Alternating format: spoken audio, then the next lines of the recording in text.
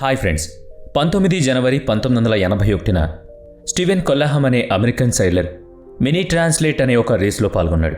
ఇందులో ఆయన Atlantic మహాసముద్రాన్ని cross చేసి కనీరీ ఐలాండ్ చేరుకోవడం ఛాలెంజ్.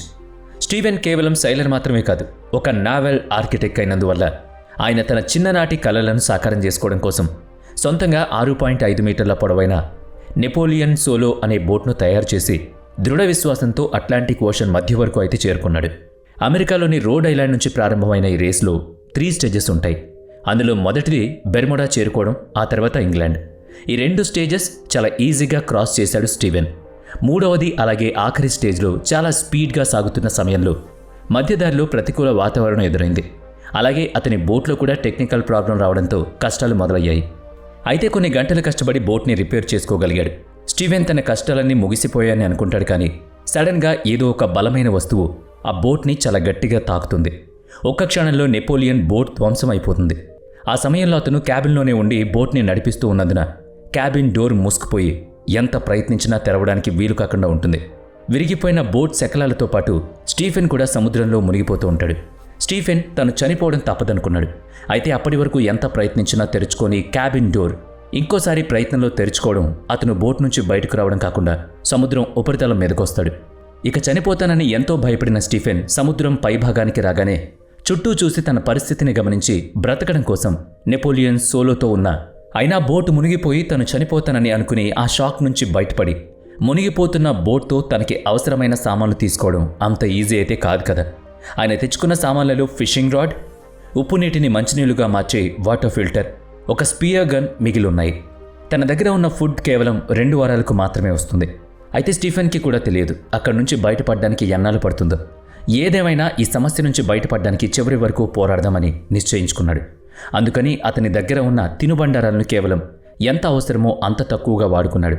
అలాగే 25 రోజులు గడిచిపోయింది. అప్పటికి మంచినీళ్లు, తినుబండారాలు పూర్తి అయిపోయాయి. ఎటు చూసినా సముద్రమే, ఎటు చూసినా నీళ్లే. అలాంటి పరిస్థితుల్లో అతని మానసిక స్థితి కూడా బలహీనపడింది.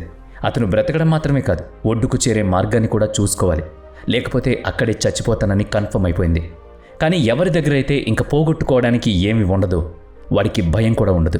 స్టీఫెన్ కూడా అలాంటి పరిస్థితికి చేరుకున్నాడు. దాదాపుగా ఫిషింగ్ రాడ్తో చేపల్ని పట్టి పచ్చి చేపల్ని తింటూ, వాటర్ ఫిల్టర్తో ఉన్న నీటిని మంచినీరుగా చేసుకుని తాగుతూ, అప్పుడప్పుడు పడుతున్న వర్షం నీటిని స్టోర్ చేసుకుంటూ కాలాన్ని గడిపాడు. అతను బ్రతికి ఒడ్డుకు చేరుకోవడం కోసం చేసిన ప్రయత్నాన్ని చూసి భగవంతుడు కూడా జాలిపడి అతడికి 2వ జీవితాన్ని ప్రసాదించాడని చెప్పొచ్చు. అతని దగ్గర ఉన్న వస్తువుల నుంచి పెన్సిల్తో సెక్టన్ అనే ఒక ఇన్స్ట్రుమెంట్ తయారు చేశాడు. దాంతో ఆకాశంలో ఉన్న ధృవధారాలను బట్టి సముద్రం మధ్యలో ఎక్కడున్నామో, ఏ దిశలో ప్రయాణిస్తున్నామో తెలుసుకోవచ్చు. అయితే అది అంతగా ఉపయోగపడలేదు. ఆ తర్వాత మరో 25 రోజుల తర్వాత 50 రోజులైపోయింది. అయితే స్టీఫెన్ సముద్రం మధ్యలో ఎప్పటికీ ముగియని యాత్రలో ఉండిపోయాడు. అయినప్పటికీ అతను జీవించి ఉండడానికి కారణం ఏంటో తెలుసా? బ్రతికి ఉండాలన్న ఆశ. మెల్లగా ఆ కష్టాలు కూడా ఆయనకి అలవాటైపోయాయి. అయితే ఏ లైఫ్ బోట్ ద్వారా అతను బ్రతికి బయటపడగలనుకున్నాడు, అదే అతని ప్రాణానికి ముప్పుగా మారింది. ఈ విషయం ఒక షాక్ చేప అతని లైఫ్ బోట్ మీద గట్టిగా అటాక్ చేసినప్పుడే అర్థమైంది. షాక్ అటాక్ నుంచి అతనైతే తప్పించుకున్నాడు, కానీ లైఫ్ బోట్కి కన్నం పడ్డం వల్ల అది మళ్ళీ మునిగిపోయింది. ఇవన్నీ జరుగుతుండగా కాస్త దూరంలో చాలా పెద్ద పెద్ద ఓళ్లు ప్రయాణిస్తున్నాయి. కానీ అతని దగ్గర ఎటువంటి సిగ్నల్స్ లేకపోవడం వల్ల వాళ్ళకి ఇతను కనిపించడం దాదాపుగా అసాధ్యం. అలా 75 రోజులు సముద్రం మీదే ఉండిపోయాడు. అటుగా వచ్చిన కొంతమంది చేపల వాళ్ళకి స్టీఫెన్ లైఫ్ బోట్ కనిపించింది. దీంతో వెంటనే వాళ్ళు ఆ బోట్ దగ్గరకు వచ్చి స్టీఫెన్ను సేవ్ చేశారు.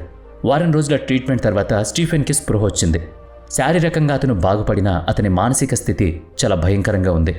నిజంగా ఇలాంటి పరిస్థితిని ఎదిరించడం ఎవరికీ సాధ్యం కాదు. ఎటువంటి సహాయం అందకుండా తను ఎలాంటి పరిస్థితులు అనుభవించాడో అలాంటి పరిస్థితులు ఇంకెవరూ చేయకూడదని, అతని ఎక్స్పీరియన్స్ని ఎవరు కూడా టేస్ట్ చేయకూడదని అడ్రిప్ట్ 76 డేస్ లాస్ట్ ఎట్ సీ అనే పుస్తకాన్ని రాశాడు. అది చదివిన వాళ్ళు ఒక మనిషి ఇన్ని కష్టాలు ఎదిరించి 76 రోజులు ఎలా బ్రతికాడు అని నమ్మలేకపోయారు. ఆ బుక్ అందరికీ ఎంతగా నచ్చిందంటే 1986లో ఆ పుస్తకానికి బెస్ట్ సెల్లింగ్ అవార్డు కూడా దొరికింది. ఎందుకంటే మరణాన్ని జయించి ఆ నిశ్శబ్దంతో, ఆ శూన్యంతో పోరాడి బతకడం అంటే మాటలు కాదు కదా. మరి దీనిపై మీ కామెంట్ ఏంటి?